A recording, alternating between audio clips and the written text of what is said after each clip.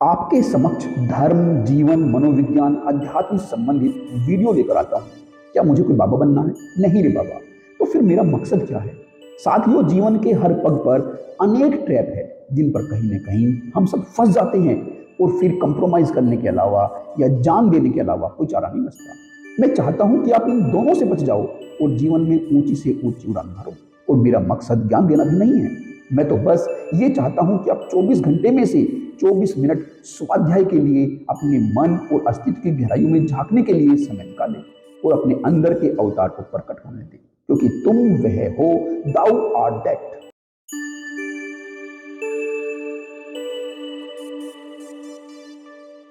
साथियों नमस्कार। साथियों, यह जो आज की चर्चा है, यह बहुत ही गहन चर्चा है। हमारे जीवन से संबंधित है, हमारे बच्चों से संबंधित है, हमारे समाज से संबंधित है, हमारे संबंधों से संबंधित है, हमारे कार्य क्षेत्र, हमारे जीवन से संबंधित है। यह चर्चा उनके लिए काम करेगी जो अपने जीवन में बदलाव चाहते हैं, जीवन के किसी भी पड़ाव पर है, वे उनमें तब्दीली चाहते हैं, अपने बच्चों के अंदर तब्दीली चाहते हैं, अपने खुद के अंदर तब्दीली चाहते हैं, अपने रिश्तों में तब्दीली चाहते हैं, अपने कार्य क्षेत्र में, अपने जीवन के हर पहलू में तब्दीली चाहते हैं।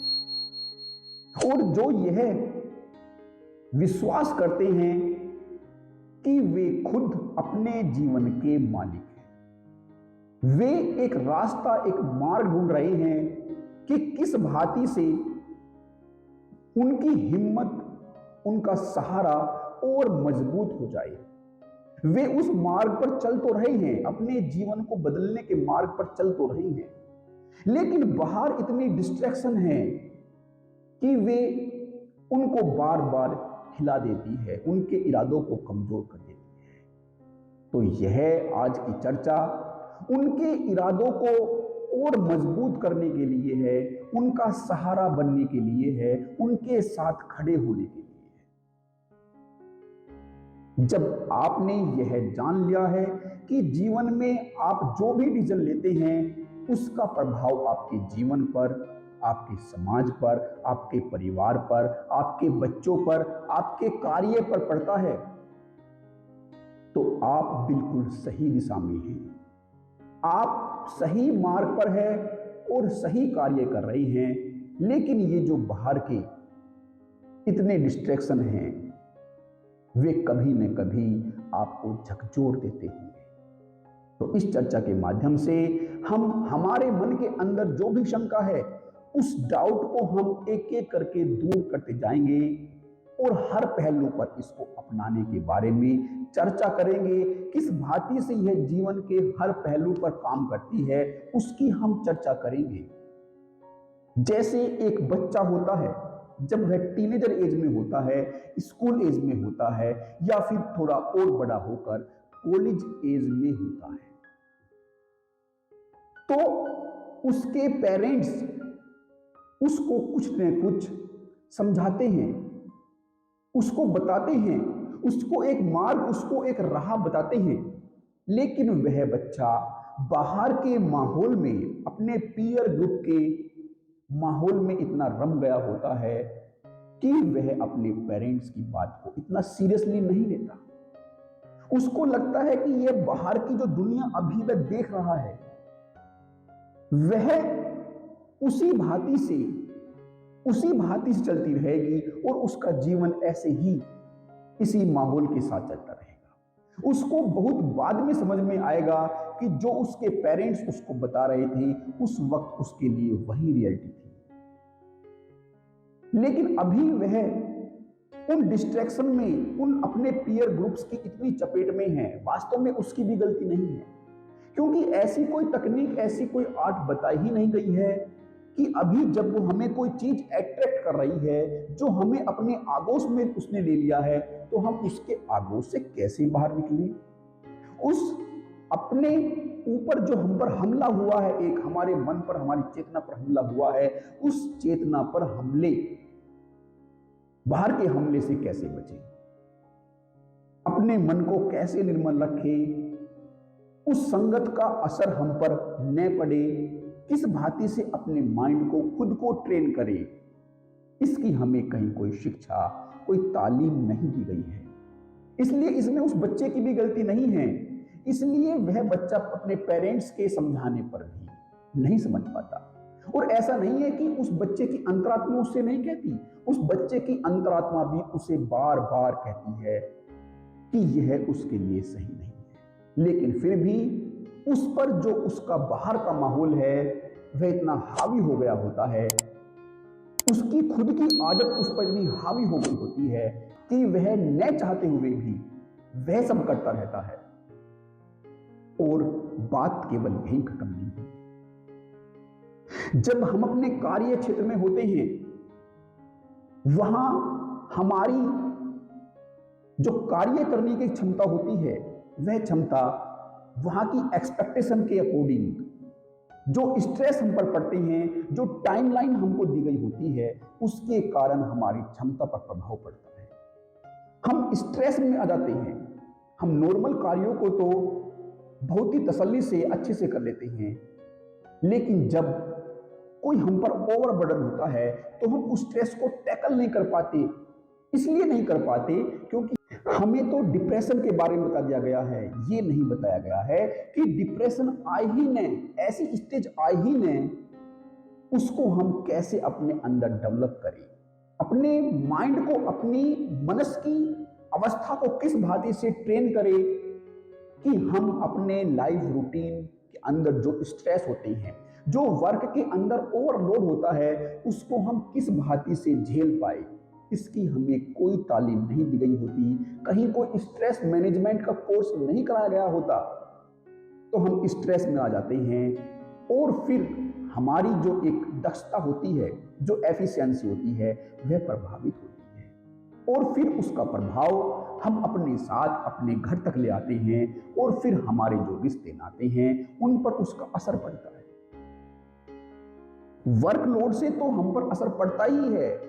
जो हमारा कार्य क्षेत्र होता है, चाहे वह कोई जॉब हो, चाहे वह बिजनेस हो, उसका तो असर हमारे फैमिली पर पड़ता ही है।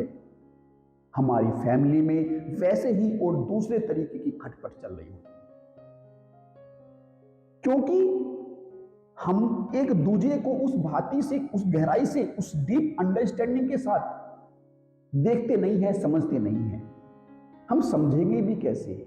हमें तो बस एक दूसरे के विचारों को पकड़ना आता है, उसके पीछे की जो इंटेंशन है, उसके पीछे की जो फीलिंग है, वह बात किस गहराई से आ रही है और क्यों आ रही है, हमें उसको पकड़ना है।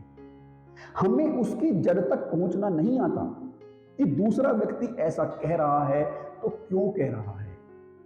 हमें तो बस ऊपर की जो सरफेस लेयर होती है उसको पढ़ना सिखाया गया है, जो इंटरनल लेयर्स है उसको समझना नहीं सिखाया गया। इसी वजह से हमारे रिश्तों में दरारें आती है। बच्चे पेरेंट्स की नहीं सुनते, हस्बैंड वाइफ की नहीं सुनता, वाइफ हस्बैंड की नहीं सुनती, और इस भांति से जो हमारे रिश्तों के ताने बाने हैं वे बिगड़ जाते हैं। लेकिन जब हम अपने जीवन में इस माइंडफुलनेस के फूल को लेकर आएंगे तो यह उन सब ताने बानों को, उन रिश्तों की डोर को एक सिस्टमैटिक ढंग से, एक संवारने के ढंग से उनको सजो देगा। और न केवल रिश्तों को बल्कि हमारे कार्य क्षेत्र में जो भी स्ट्रेस आते हैं उनको बड़े ही अच्छे तरीके से मैनेज कर पाएगा। बच्चों के अंदर जो डिसिप्लिन नाम की चीज अभी नहीं होती है, वो किसी वजह से डेवलप नहीं हुई होती है, उन बच्चों के अंदर डिसिप्लिन को लेकर आएगा, उनके फोकस को बढ़ाएगा, उनके रिटेंशन पावर को बढ़ाएगा, उनके डिस्ट्रैक्ट होने के जो तरीके हैं अभी बाहर, उनसे बचने के जो एक प्रभावी तरीके हैं, उसके खुद के अंदर ऐसे तरीके डेवलप होंगे कि बाहर की डिस्ट्रैक्शन उस पर प्रभाव नहीं डाल सकेगी। और जब एक छोटे बच्चे पर उन डिस्ट्रैक्शन का प्रभाव नहीं होगा तो बड़े तो बहुत आसानी से इसके प्रयोग से, इसकी प्रैक्टिस से बाहर की डिस्ट्रैक्शन से बच जाएंगे। जो मीडिया हमारे अंदर समय समय पर फीड करता है, जिसको पहले हम एक चुगली इस वर्ड को यूज करते थे, उस चुगली का असर हमारे मन पर पड़ता था, लेकिन अब उस चुगली ने अपना रूप बदल लिया है। अब वह चुगली जैसी नहीं लगती, अब वह हमारे माइंड पर मीडिया की माध्यम से अलग भांति से फीड होती है। वह हमारे मन को, हमारे विचारों को किस भांति से मैनिपुलेट कर देती है, हमारे ही रिश्तों में किस भांति से दरार डाल देती है। हमें अपने ही रिश्ते अच्छे नहीं लगते और दूर के रिश्ते अच्छे लगते हैं। हम नहीं जानते किस भांति से ये मैनिपुलेशन हमारे अंदर चल रही होती है। ये सब बाहर से हमारे अंदर चल रहा होता है। हम जिसको चाहते हैं कि ये हमारी चाह है, वह वास्तव में हमारी चाह नहीं होती। चाहे वह छोटे बच्चे की चाह हो, चाहे वह बड़े की चाह हो, चाहे वह बूढ़े की चाह हो, ये चाह उसके अंदर बाहर से डाल दी गई होती है, समाज से डाल दी गई होती है। और जो समाज इस चाह को डालता है, उसको भी नहीं पता होता कि उस समाज पर भी वह चाह आरोपित है। इस भांति से यह आरोपण ऊपर से नीचे की तरफ चलता है और हम उसके फिर गुलाम हो जाते हैं। साथियों, अब गुलामी के लिए हथकड़ी लगाने की जरूरत नहीं है।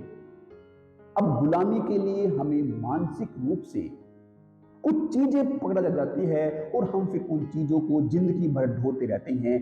यह मानसिक गुलामी आज का एक नया तरीका है। तो साथियों, यदि आप इन सब बातों से छुटकारा पाना चाहते हैं, आप अपने जीवन के किसी क्षेत्र पर कार्य करना चाहते हैं, आप अपने आप पर, अपने रिश्तों पर कार्य करना चाहते हैं, तो माइंडफुलनेस, जिसको हम अवेयरनेस कहते हैं, उसको अपने जीवन में यदि हम अपनाएंगे तो इसका जो रिजल्ट है वो अमेजिंग रिजल्ट होगा। और साथियों, इस अवेयरनेस के लिए कुछ करना नहीं है, हम सभी अवेयर है। वह अवेयरनेस आपके अंदर भरी पड़ी है, कूट कूट कर भरी पड़ी है। लेकिन जैसे एक तालाब होता है, जब उसमें उथल पुथल होती है तो उसका पानी गंदा हो जाता है। ऐसे ही हमारे मन में बाहर से इतनी सारी इंफॉर्मेशन, इतने सारे विचार, इतने सारे इंपैक्ट डाल दिए गए हैं कि हमारा जो साफ मन है, जो निर्मल मन है, वह थोड़ा गहराई में चला गया है।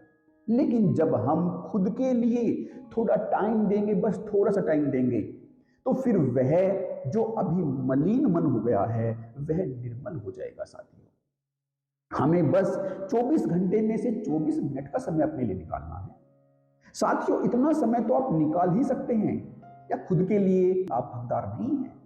यदि ऐसा है तो इस बारे में सोचना जरूरी है कि हमारे पास 24 घंटे में से खुद के लिए 24 मिनट नहीं है। तो साथियों, हमें बस 24 मिनट का समय अपने लिए निकालना है और उस 24 मिनट में खुद के साथ एक शांति के माहौल में बैठ जाना है। शुरू में एक ऐसा शांत माहौल आप ढूंढ लेना, एक कमरे का एक ऐसा कोना ढूंढ लेना जहां आपको 24 मिनट के लिए कोई डिस्टर्ब नहीं करे। बस शुरू में इसकी आपको ध्यान रखना है। बाद में वहां डिस्ट्रैक्शन हो, कोई भी वहां हलचल हो, आपको फर्क नहीं पड़ेगा। आप उस प्रैक्टिस में इतने लीन हो जाएंगे, वह प्रैक्टिस आप पर इतना अच्छे से काम करने लगेगी कि आपको बाहर के डिस्ट्रैक्शन मालूम ही नहीं होंगे। तो साथियों, जब आपको बाहर के डिस्ट्रैक्शन मालूम नहीं होंगे, वे आप पर प्रभाव नहीं डालेंगे, तो जो आपकी लाइफ स्टाइल है उस पर जो प्रभाव अभी बाहर से पड़ते हैं, वे भी आप पर प्रभाव नहीं डाल पाएंगे। चाहे वह बच्चा हो, चाहे वह बड़ा हो, चाहे वह औरत हो, चाहे वह व्यक्ति हो, चाहे वह जवान हो, चाहे वह बूढ़ा हो, फिर वह बाहर के डिस्ट्रैक्शन से बच जाएगा। शुरू में बस अपने माहौल के डिस्ट्रैक्शन को उसे कंट्रोल में करना है, वो भी एक आध महीना। जब वह उस कंट्रोल वाले माहौल में अपने लिए 24 मिनट का समय निकालेगा, तो फिर वह 24 घंटे में जो बाहर के डिस्ट्रैक्शन होते हैं उन सभी से बच जाएगा। साथियों, मैं उम्मीद करता हूं कि आप इस पर गौर फरमाएंगे और 24 मिनट का समय आप खुद के लिए निकालेंगे। जैसे आप प्रार्थना करते हैं, पूजा करते हैं, वैसे ही बस किसी भी समय, सुबह, शाम, रात्रि में, दोपहर में, किसी भी समय, जब भी आपको टाइम मिले, एक बार में, 2 बार में, 3 बार में, यदि आपको 24 मिनट एक ही बार में नहीं मिलते तो आप 2-3 बार में उनको डिवाइड कर लो। सुबह, दोपहर, शाम, इस भांति से 8-8 मिनट आप 3 बार निकाल लो। तो जब आप इस भांति से इसकी प्रैक्टिस करेंगे, आप खुद के गहराई से जुड़ने की प्रैक्टिस करेंगे और आप खुद पे खुद जुड़ जाएंगे। आपको कुछ करना नहीं है इसमें, बस जो ऊपर की जो डिस्ट्रैक्शन है, जब वे साफ हो जाएगी तो आपका जुड़ाव अपने आप ही अपने आप से हो जाएगा, इस अस्तित्व से जुड़ा हो जाएगा। आपके जो रिलेशंस में जो गांठें पड़ी हुई है वे ढीली हो जाएगी और रिश्ते जो है वो मजबूत हो जाएंगे। जो अभी बच्चों की बातें समझ में नहीं आती है, वे बच्चे जब इस प्रयोग को करेंगे तो उनको पेरेंट्स की बातें समझ में आएगी, उनको बाहर के डिस्ट्रैक्शन समझ में आएंगे, उनसे बचाव करना समझ में आएगा। और हमारी जो एक कार्य क्षेत्र में एफिशिएंसी होती है वह बढ़ेगी। हम चीजों को और सफाई से देख सकेंगे। हमारी नजरें, जो हमारी फिजिकल आईज है, न केवल वे बल्कि हमारी जो मन की आंखें हैं भी साफ हो जाएगी।